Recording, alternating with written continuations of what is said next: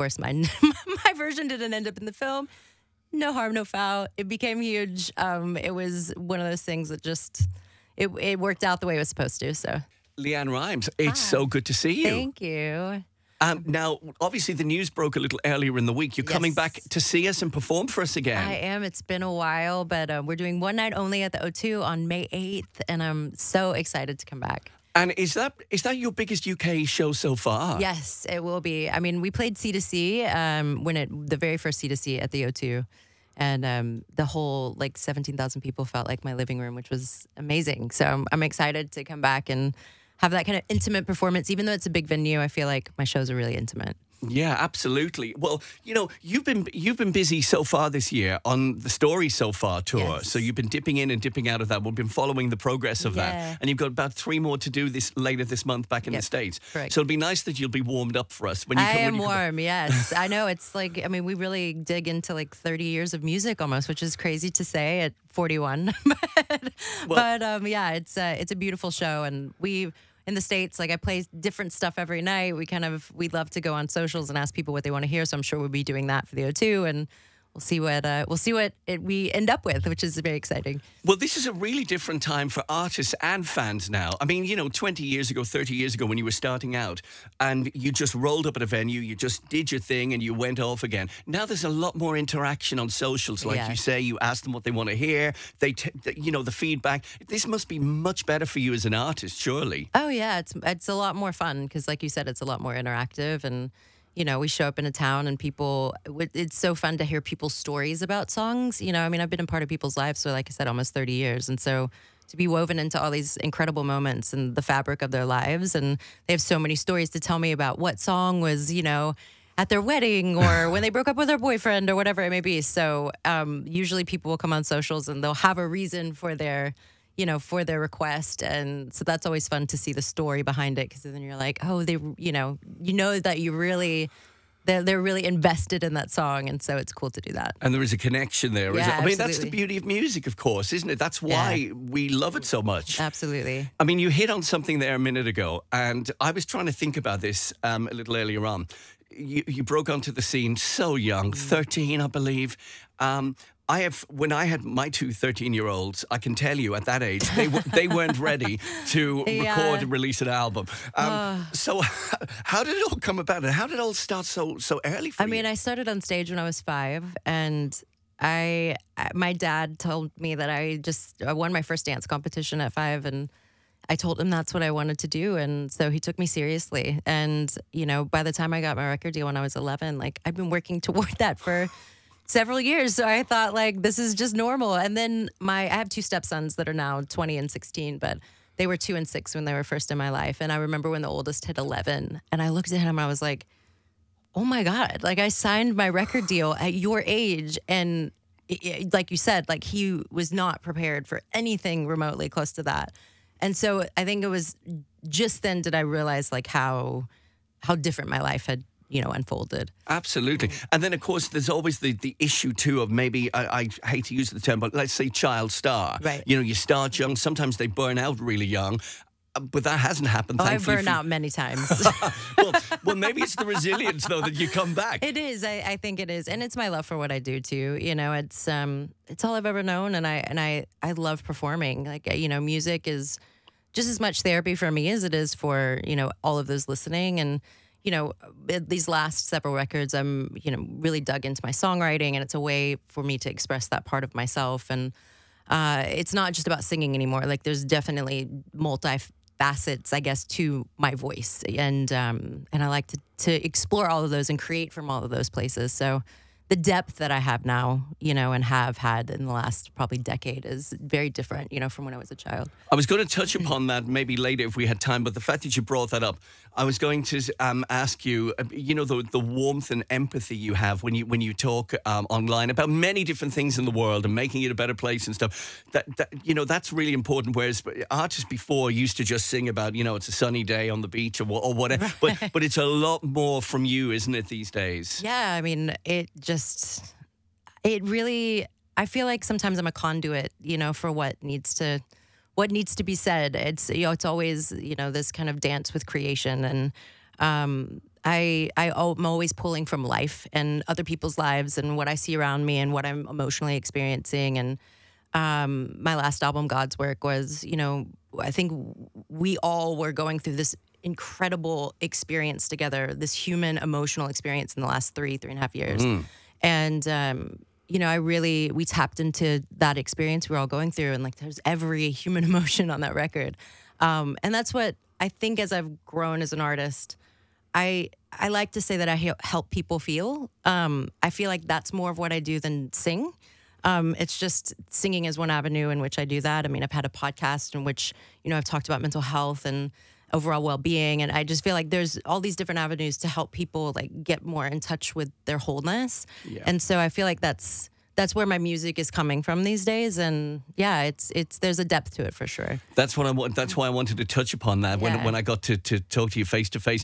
I've got to ask you though, one of our favorite songs on the station, "How Do I Live?" Right? It's broken all the records. It's I don't have to tell you that. Yes. How did it come to you? And again, at such an early age as well. Yeah. So Diane Warren, who wrote that song, I was actually in a restaurant and Diane came up to me and said, I have the song.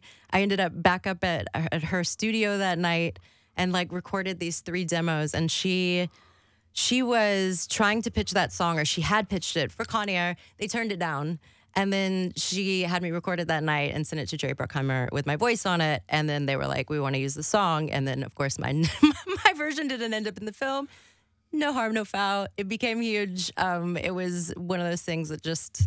It worked out the way it was supposed to. So isn't that ironic though, the fact that because normally a film is a great vehicle for getting the hit. Yeah, absolutely. Right? So you've got the huge hit. The other version, covered by Trisha Yearwood, was featured in the film. I mean, it's backwards to how it normally is. I mean, I think just at that time, with Blue and how big it was, and then the story of me being so young. I mean, that in itself was a movie. People were so invested in that story that I feel like I could have released Twinkle Twinkle Little Star and people would have been like, yeah! But thank God it was a good song that I'm still singing and loving these days. That you're remembered for, yes. Yeah, exactly. It could be highly embarrassing, couldn't it? I mean, if your hit as a 13, 14, 15-year-old was like... It's so interesting because people at that age were like, she shouldn't be singing these, adult songs.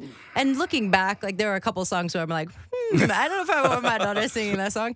But I mean, that was what was so great about it is now those songs live up. I love singing Blue. I love singing How Do I Live? And, those songs still live up to this day. So I'm glad people didn't kind of force me into like singing these kind of teeny bopperish kind of things. And you'd be kind of going on stage now as 41. I wouldn't be doing them now. Yeah. 41-year-old cringing, wouldn't you? Well, listen, as we're on a bit of a roll here, Can't Fight the Moonlight, right? Coyote Ugly, the movie. Again, another song featured in a movie. Yeah, that was also Diane. All of that music was Diane. And that was also Jerry Bruckheimer. So we ended up working together eventually.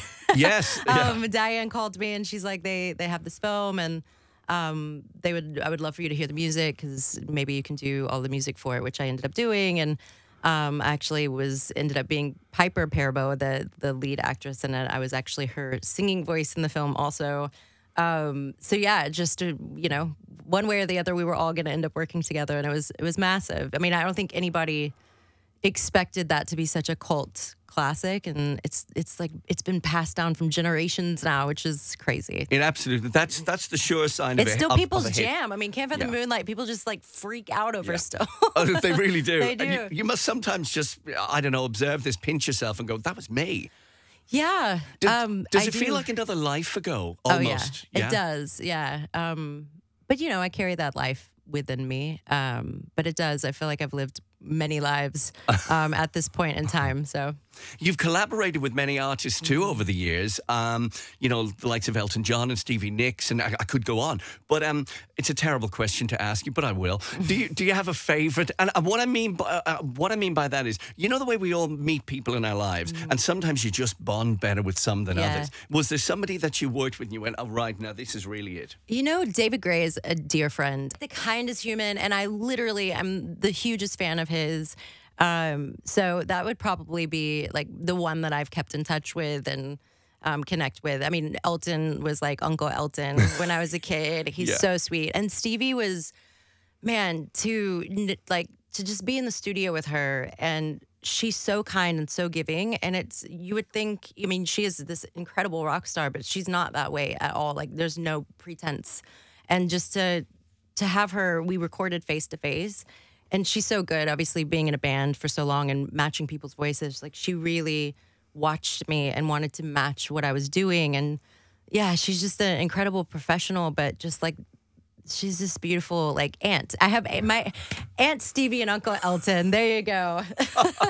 I mean, just to have that warm, and isn't it lovely as well? We're talking about megastars, and the fact that you say, you know, they're just lovely people. Yeah. Isn't that so nice? Yeah. I mean, they always say don't meet your idols, and I have to say, like, everybody that I've ever met that I've gotten to work with and that I've grown up listening to has just been so very kind to me. So I've had wonderful experiences. Okay, so let's look to the future now. Is there anybody that, you know, you see on, you know, on your screen or whatever, and you go, God, I wouldn't mind working with them at some point? Oh my gosh, I would love to work with Florence Welch. Ah, okay. I'm a huge Florence fan, absolutely. Well, and we have the same birthday. I mean, she's like 3 or 4 years younger than me, but we have the same birthday, so I think we get on. I think that's, you know, the stars are aligning already. Yes. So when this goes out there, maybe that's going to happen. Yes, Florence, if you're listening, give me a ring. And it started right here, okay? This little nugget of an idea. Oh, well, that's fantastic. Away from you're coming for one night, and I was kind of thinking, why only one night? Because it is a long way to come. May possibly you add extra dates, or are not you just this time? Oh, okay. Not this time. But I know we're kind of hoping to come over here and kind of lay the groundwork for future. But you know, I mean, my whole, I feel like I have so many diverse fans from everywhere, and we've come over obviously and toured different cities, but we thought, you know, the O2 is so special. It's so iconic. It's going to be such an incredible night that we figured, you know, let's get everybody together in one space. And I see people already on socials that are like, oh, we already booked our tickets from Dublin. I'm like, oh, yay. So, you know, I'm hoping people, you know, take the time and come see us. Oh, I'm sure they will. You know, that whole thing is going to steamroll, and, you know, before you... Well, I'm really looking forward to seeing you when you come back again. Thank you. I'll be one of those little faces in the audience somewhere. It. I'm excited. But listen, it's been an absolute pleasure, and best of luck with everything in the future. Thank you very much. Nice to talk to you. You too.